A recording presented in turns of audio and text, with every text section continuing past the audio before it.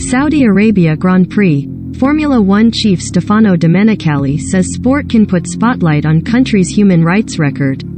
The new F1 season begins in Bahrain this weekend before the second race follows in Jeddah a week later. Saudi Arabia last week announced that it executed 81 men in the kingdom's biggest mass execution in decades. Lewis Hamilton said last year he did not feel comfortable racing there.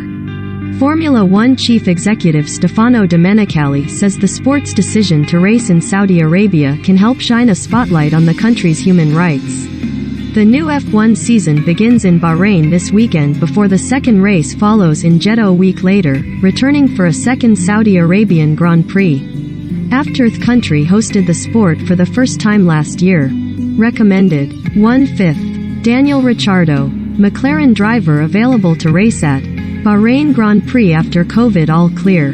Read more. Recommended by Saudi Arabia last week announced that it executed 81 men, including 7 Yemenis and 1 Syrian, for terrorism and other offenses including holding deviant beliefs in the kingdom's biggest mass execution in decades.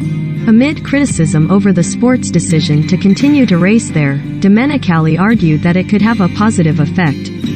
When we hear this kind of news, it's quite alarming, Domenicali said in an exclusive interview with Sky Sports. But I am a true believer in the fact that sport has to make sure that human rights is at the center of our agenda, together with the country where we are.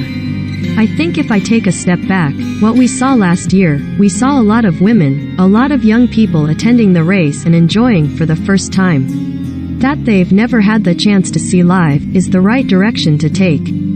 The fact that we're going to be there, gives the intensity of the spotlight around a subject that maybe without us would have a different place in the discussion around racing in Saudi Arabia comes after F1 chiefs cancelled this year's Russian Grand Prix following the country's invasion of Ukraine, with action being taken after several drivers spoke out strongly.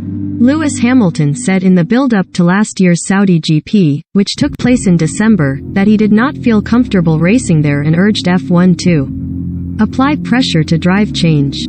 Same-sex relationships are illegal in Saudi Arabia, as they are in Qatar, and Hamilton wore a helmet at both of those races last year sporting the Progress Pride flag in support of the LGBTQ community.